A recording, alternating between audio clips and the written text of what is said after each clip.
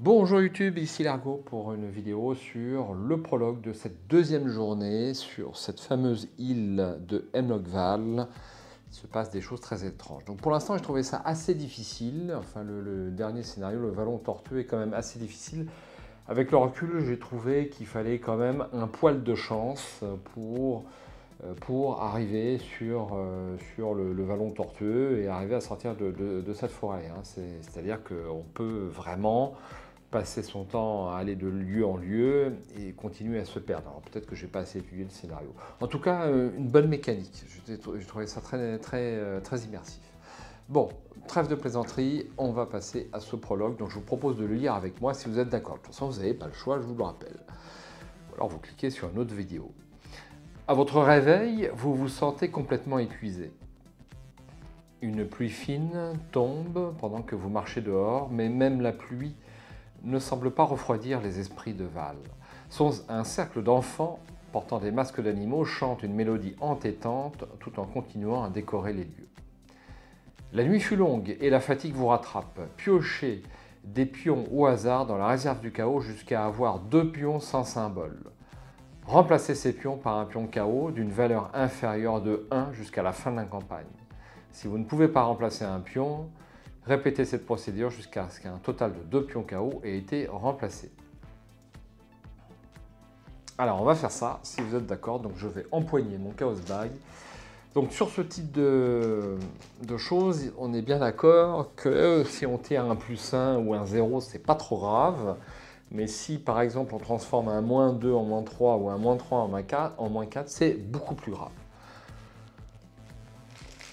Passons aux actes.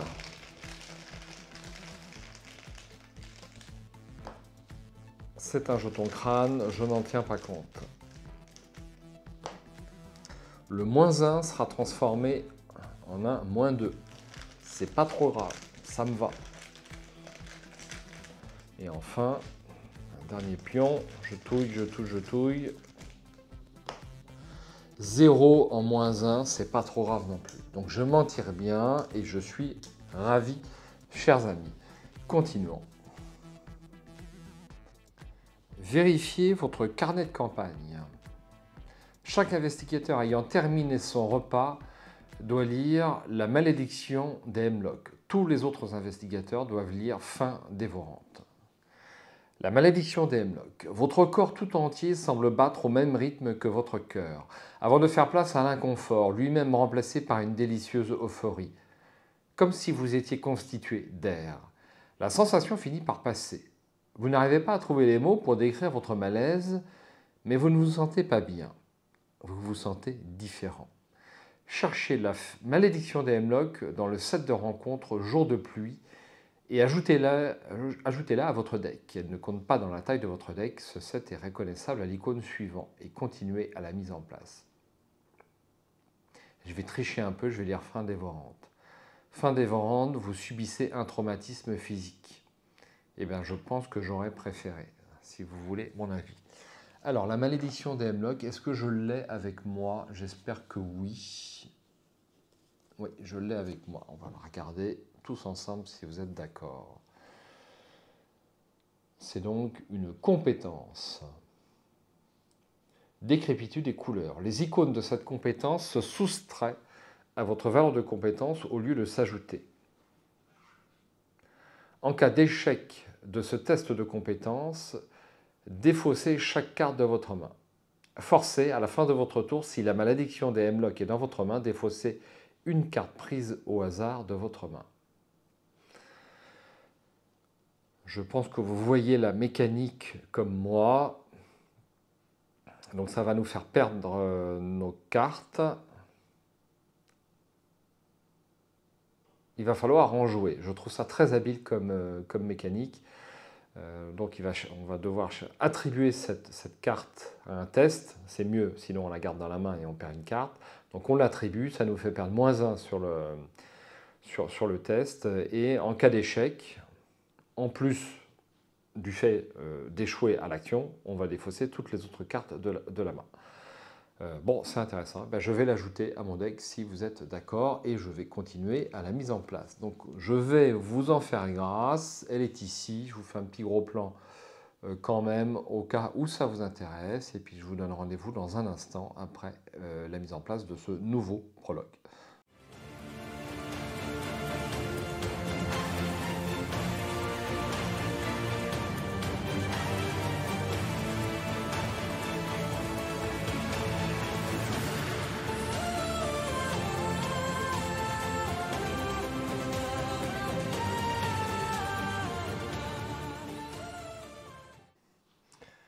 Voilà, d'un claquement de doigts, la mise en place est prête et puis on va pouvoir attaquer avec l'intrigue. Le village poursuit ses préparatifs en mettant du cœur à l'ouvrage, malgré le temps maussade. Les investigateurs ne peuvent subir ni dégâts ni horreurs et ne peuvent être vaincus. Objectif, parler avec la population locale et trouver des informations concernant l'île. Ça ressemble pour l'instant au premier prologue. Nuages noirs. Des nuages menaçants s'amoncellent pour annoncer la pluie lorsque le tonnerre gronde au-dessus de vos têtes. Les habitants se dépêchent de terminer leurs préparatifs. Forcez, quand vous piochez une faiblesse, annulez son effet révélation et défaussez-la. Ok. Et puis le Val, c'est la même chose que le premier prologue. Donc je vous le remonte si vous ne vous souvenez plus. Donc en dehors du fait qu'on est au jour 2, donc les jetons crâne, c'est -2, ça va être plus dur. Et puis cultiste, c'est +1, c'est intéressant ça. Je ne me souvenais plus. Ok, allez, hop. Donc pas de deck traîtrise. Et puis on va essayer de discuter avec un maximum de monde. Alors, je vais baisser légèrement. Donc, je vous rappelle qu'au premier tour, je suis bien équipé. Donc je vais mélanger mon deck. Donc le but pour moi, ça va être de trouver la masse, qui est quand même l'objet qui m'est le plus important, il faut le dire quand même.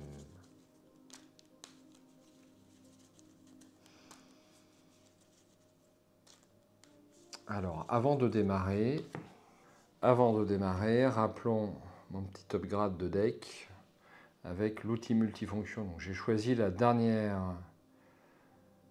option pour 4 points d'expérience sur ressort. La capacité de l'outil multifonction est maintenant une capacité réaction dont la condition de déclenchement est quand vous devriez échouer un test de compétence que vous effectuez, incliner l'outil multifonction. Très bien, donc ça va me permettre de n'utiliser qu'à bon escient. Et normalement, ça devrait être sympa. Voilà.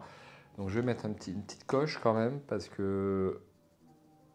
Ouais, bon, c'est en 5 exemplaires. Moi, j'aime pas trop ce système de cartes supplémentaires à côté. J'aurais préféré carrément de nouvelles cartes. Alors c'est vrai que ça fait du volume, mais en fait, ça j'aime pas. Bon, voilà. Mais je ne pourrais rien y faire, j'ai juste à m'adapter. Allez, on mélange le deck. En bourgeois d'Arkham, superstitieux, bien sûr.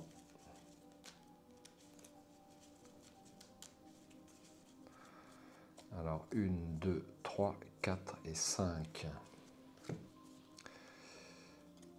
Alors, ça, je l'enlève. J'en reprends une autre. Donc, rappel, je ne vais pouvoir, comme pour le premier prologue, pardon, je bégaye, ne conserver qu'un seul objet. Donc, avoir 12 000 objets, en fait, sur ce scénario-là, c'est pas la peine. C'est pas la peine. Donc, le souvenir ancestral va me servir à rien. Je vais garder la masse, puisque il me faut absolument la masse. Mais ça serait pas mal si j'avais l'outil multifonction. Donc, je garde la masse et je prends 4 autres cartes. 1, 2, 3 et 4. Ça, je l'enlève. Eh bien, il n'y aura pas d'outil multifonction, malheureusement. Donc, qu'est-ce que je pose? Je pose la masse pour une ressource. Et je vais poser une ceinture porte-outils pour une ressource. Et puis, c'est tout. C'est tout ce que je fais. Et c'était mes 3 premières actions. Je mélange ceci dans mon deck. Donc, vous voyez, on a un personnage sur le jeu au niveau de la mise en place. C'est Judith Park. Et puis,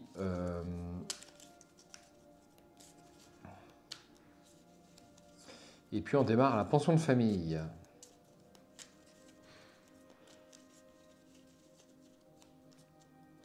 Alors j'aime bien le vieux moulin parce qu'il permet de démarrer le scénario suivant avec un indice. Donc je vais peut-être y aller. Donc pas de phase d'ennemi et on passe directement à la phase d'entretien. Donc je prends une carte. Donc ça, je défausse, j'en prends une et je m'aperçois que je n'ai pas sorti ma petite réglette pour que ce soit plus agréable pour vous à suivre. Voilà, avec celle-ci, ça va être mieux et plus pratique.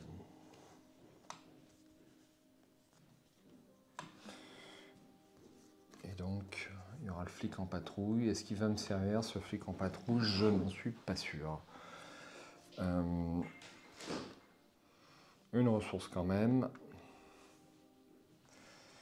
Et puis ça, je n'en aurai plus besoin. On va rajouter une fatalité. Et puis on va récupérer les actions. Alors, première action, je vais me déplacer ici sur le vieux moulin.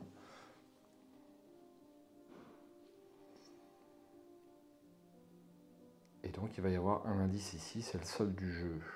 La brise du matin apporte le parfum des lapins, astères, des lupins, astères, achillés et reines des prés dans les champs de Val. Donc un indice ici. Et je vais tenter d'enquêter. Ouais, je me perçois que je suis pas... Je n'ai qu'un seul icône en fait, donc ce qui me permettrait d'aller à 4 contre 2. C'est pas la mort. C'est pas la mort. Alors est-ce que je ne prendrais pas une carte? Deuxième action, je vais piocher une carte. Le flic en patrouille, ça ne me sert à rien. Et troisième action, je vais tenter le test en dépensant amélioration de fortune pour avoir un icône. Et c'est le premier test de cette partie. Donc 4 en intelligence contre 2.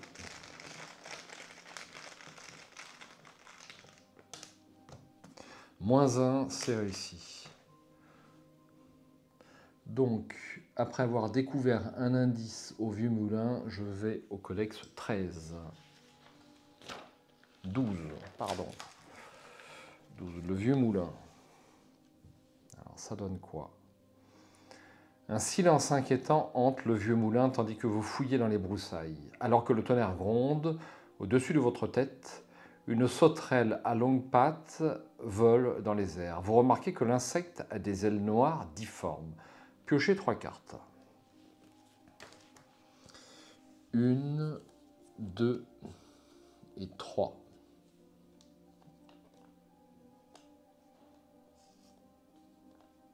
Et voici.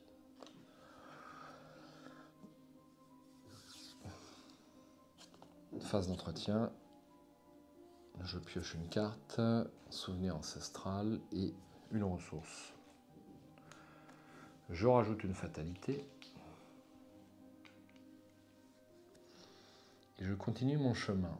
Alors j'avais envie d'aller à la croisée des chemins pour 2 raisons. 1, il y a déjà un personnage. Et 2, c'est le lieu où on peut rencontrer a priori Théo Peters, avec lequel j'ai déjà d'assez bonnes relations. Alors, Judith Park. Rappelons ce qu'elle fait. Tant que vous contrôlez Judith Park, etc., pour l'instant, on ne contrôle pas. Dépensez X ressources, X étant le numéro du jour en cours. Discussion 7. Alors, il faut que je dépense 2 ressources pour discuter avec Judith Park. Et bien, c'est ce que je vais faire en premier. Et puis, je rappelle que je vais pouvoir me déplacer immédiatement sans faire l'action. Ça va être super. Donc, je dépense 2 ressources, puisqu'on est au jour 2. Et je vais voir le codex 7. Judith Park. Judith est adossée à un mur de la maison Atout et polie son fusil tout en observant les passants. Ces gentils petits agneaux ne savent même pas ce que je dois endurer pour les garder en sécurité. Et j'espère qu'ils ne le sauront jamais. Jomo. Vous réalisez qu'elle s'adresse à son fusil et non à vous. Elle s'arrête soudain, comme si elle était consciente de votre présence et vous regarde dans les yeux. Vérifiez les notes de Judith Park. Si Judith vous a sauvé les miches, Judith 2, ce n'est pas le cas. Sinon, piochez une carte et vous pouvez jouer une carte arme de votre main en ignorant les coups.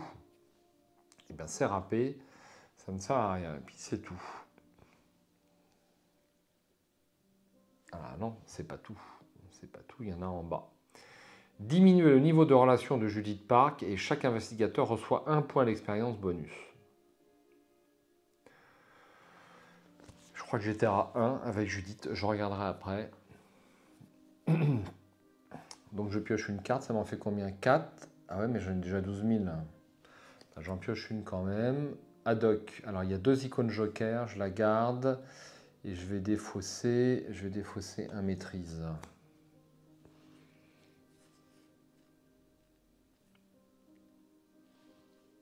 Donc ça me faisait 2 actions. Il ne faut pas que j'oublie de décompter mes actions. Donc 2 actions. Et dernière action, alors que je me souvienne de ce qu'on a ici. On peut interroger les habitants au sujet de Val. Donc c'est le même texte forcément. Bah, c'est ce que je vais faire pour une dernière action. Je vais lire le codex 10.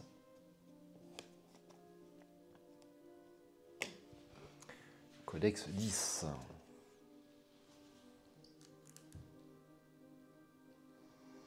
La croisée des chemins. Léa crie à un groupe d'ouvriers de couvrir l'effigie avec des bâches, car il commence à pleuvoir. Les dizaines de petits miroirs sonnent comme des carillons, tandis que les décorations du festival sont protégées de l'averse. Dans une grande tente blanche, Léa lève les yeux à votre approche. Ah, vous arrivez pile au bon moment. Apportez ça chez Tad dès que possible. Merci beaucoup. Elle fait un signe de tête vers une boîte remplie d'outils agricoles usés. Piochez une carte. Rappelez-vous que vous êtes parti faire une course. Alors, je vais noter ça, parti faire une course. Chez Tad, donc l'épicerie de Tad est tout en haut. Une pelle de fossoyeur. Alors, ce que ça m'intéresse, ça...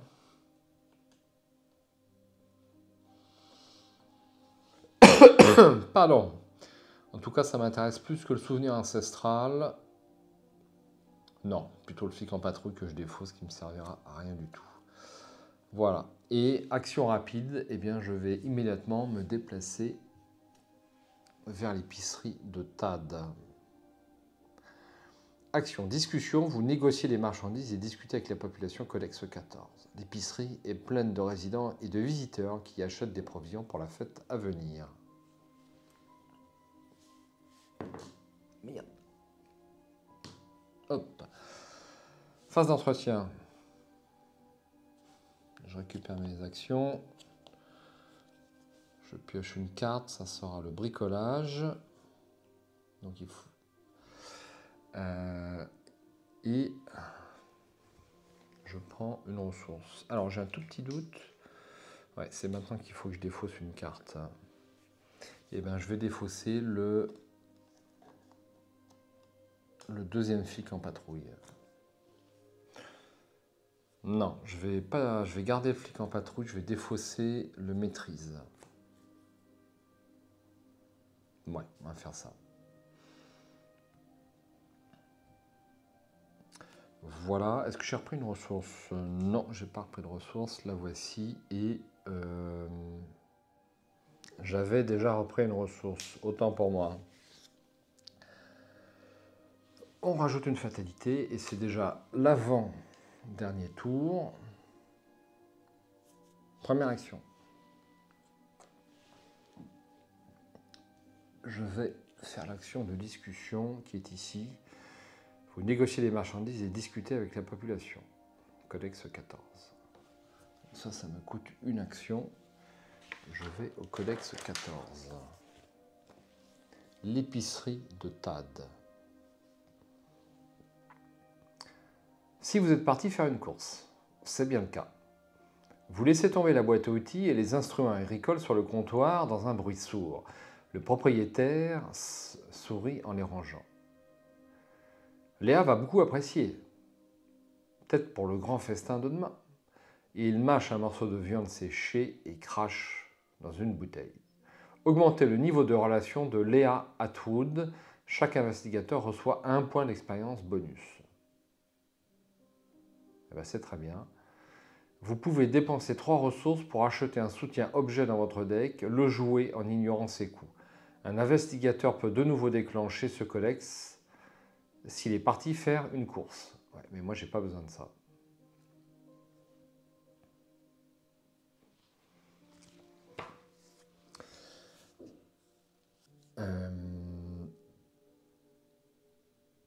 Alors, deuxième action. Deuxième action, je vais me déplacer dans la salle commune. Ici.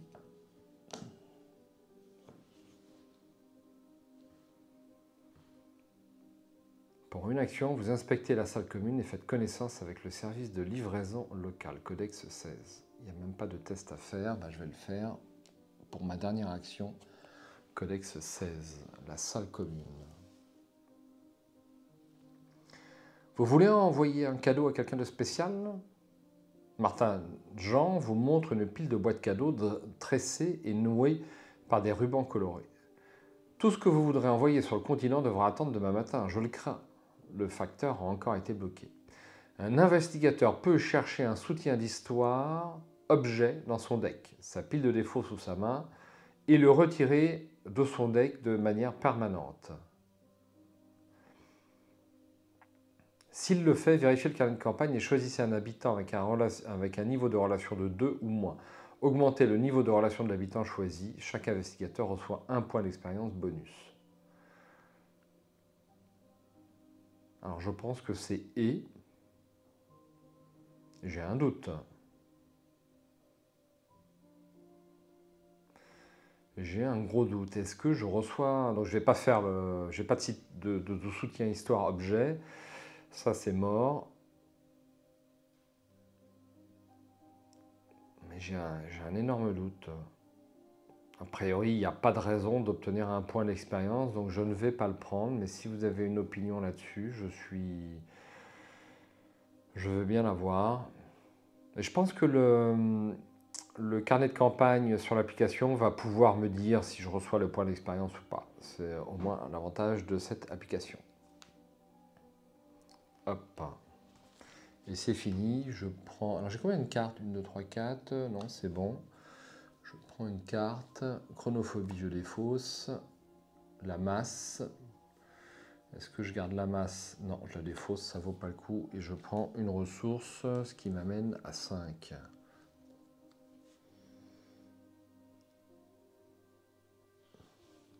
Une fatalité. Et il va ne rester qu'un seul tour. Première action, je me déplace à l'école de Val. Que voici. Alors, on peut lire attentivement les documents de la bibliothèque ou chercher un soutien-livre dans votre deck, j'en ai pas. Donc je vais lire, bien sûr, les documents dans la bibliothèque. Et ça sera le codex 15. Donc ça sera ma deuxième action. L'école de Val. C'est une bibliothèque, pas une librairie, aboie un professeur roux en colère. Théo sort de l'école avec un sourire niais au moment où des écoliers se moquent de lui. Cherchez Théo Peters dans le set de rencontre habitants mis de côté et mettez-le en jeu dans l'école de Val, face soutien visible. Alors Théo Peters était dans l'école. Alors est-ce que je vais avoir le temps de discuter avec lui? A priori oui.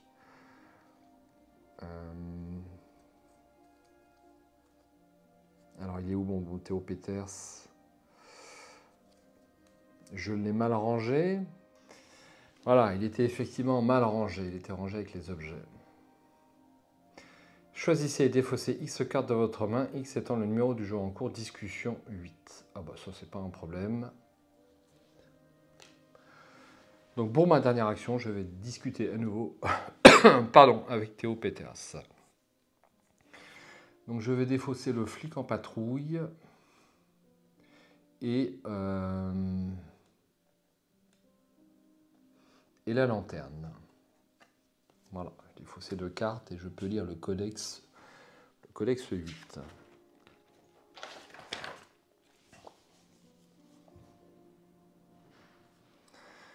Théo est debout dans la cour de l'école et serre contre lui un exemplaire de son précieux exemplaire de 20 000 lieues sous les mers. Sœur Myriam s'est fâchée quand j'ai proposé de lui acheter son livre. Mais je ne veux pas le rendre, dit-il. J'ai toujours voulu voir le fond de l'océan, tant que je n'y perds pas la vie. Alors qu'il vous conduit autour de Val, Théo a l'air contemplatif. Je n'arrête pas de penser à l'ours. Alors, effectivement, on a attiré l'attention de l'ours, j'ai oublié de le lire. Des gens... Je n'arrête pas de penser à l'ours. Maintenant, je comprends pourquoi Mère Rachel nous demande de ne pas sortir la nuit. Des gens ont disparu ces derniers mois. Benny, Sœur Eddie, cet enfant dont je n'arrive jamais à me souvenir du nom. Mais nous ne parlons pas de ceux qui ne sont plus là. Vous pouvez immédiatement vous déplacer vers n'importe quel lieu, augmenter le niveau de relation Théo Peters de 1, donc d'un niveau. Chaque investigateur reçoit 1 point d'expérience bonus. Bon, eh ben, je peux immédiatement me déplacer vers n'importe quel lieu. Je vais quand même le faire, mais je ne crois pas que ce soit très utile, donc je vais aller vers le manoir Atwood, qui est là-bas. Et puis c'est tout. Donc là, j'ai pas trop de cartes. Je reprends une carte, ça sera une lampe torche et une ressource. Ce qui m'amène à 6. Et une fatalité. Donc, je vais avancer.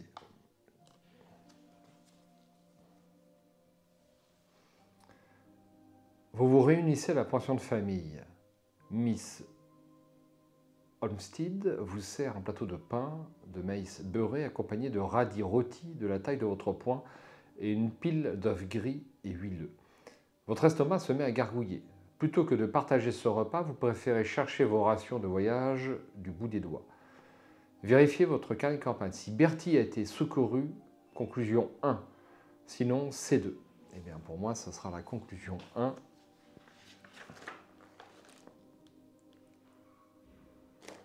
Que voici.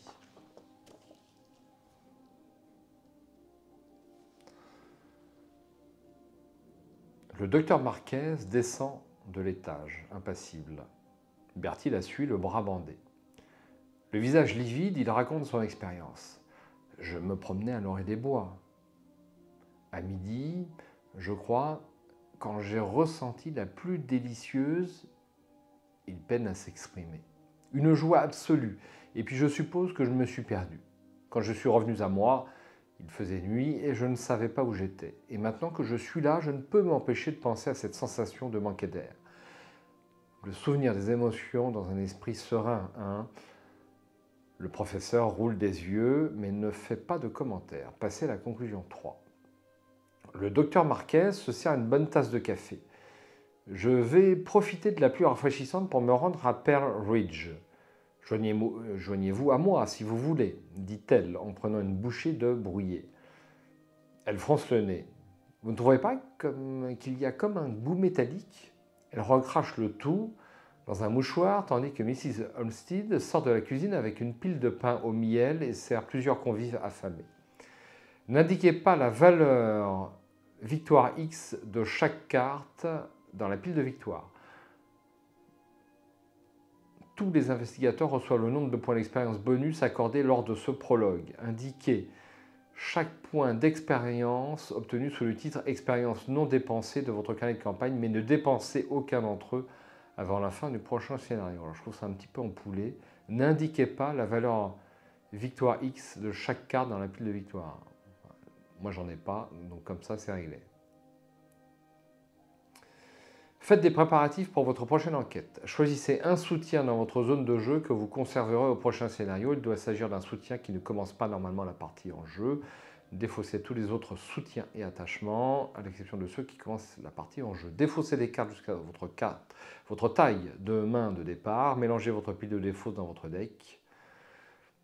vous ne piocherez pas de nouvelles mains de départ, vous n'aurez pas de mulligan. Défaussez des ressources jusqu'à votre nombre de ressources de départ. Lors de la mise en place du prochain scénario, passez les étapes 1 à 8, mise en place de la partie en page 27 du guide de référence. Vérifiez la section zone explorée de votre carnet de campagne et choisissez un scénario qui n'a pas encore été coché. Pour braver les dangers de graver dans la pierre, 10. Hemlock, on a déjà fait. Il nous reste la lande silencieuse. Alors, je vais peut-être aller accompagner. Donc, sauf erreur, c'est le docteur Marquez qui y va. Bon, je vais faire la lande silencieuse en page 19, si vous êtes d'accord, bien sûr. Voilà pour ce prologue, et puis c'est tout. Et donc le prochain scénario, la lande silencieuse, en espérant que ce soit pas trop difficile. Alors la carte que je garde, c'est évidemment la masse. Je défausse la ceinture porte-outils. Je défausse une ressource. Et au niveau des cartes que je garde, donc je vais garder évidemment la lampe torche. Je vais garder bricolage. Je vais garder ad hoc parce que c'est quand même la carte signature. Je vais garder le souvenir ancestral. Et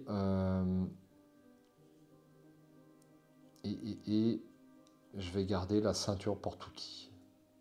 Ah non, ça fait une carte en trop. Alors, vu que j'ai la lampe torche, je vais garder la ceinture porte-outils. Et puis, ça me paraît pas mal. Voilà ce que je garde. Je défausse le reste. Et puis, je vais pouvoir ranger. Alors, ces prologues sont assez sympathiques, mais avec une mise en place quand même assez costaud pour le temps de jeu. Alors, voilà, c'est tout ce que je voulais dire. Mais cette histoire est sympa et effectivement, il faut tenter de retrouver les personnes avec lesquelles on a de bonnes relations pour poursuivre, je dirais, l'augmentation du niveau de relation et peut-être obtenir ces cartes soutien d'histoire. Je suppose que c'est quelque chose comme ça. Donc il faut bien suivre les objectifs de chaque personnage, ce que je ne fais pas puisque je ne prends aucune note et c'est exactement ce qu'il ne faut pas faire. Je vous dis à bientôt sur Arkham Adventure TV, si vous voulez bien, pour ce prochain scénario qui ne sera pas joué malheureusement avant 10 jours, puisque je pars à nouveau en vacances.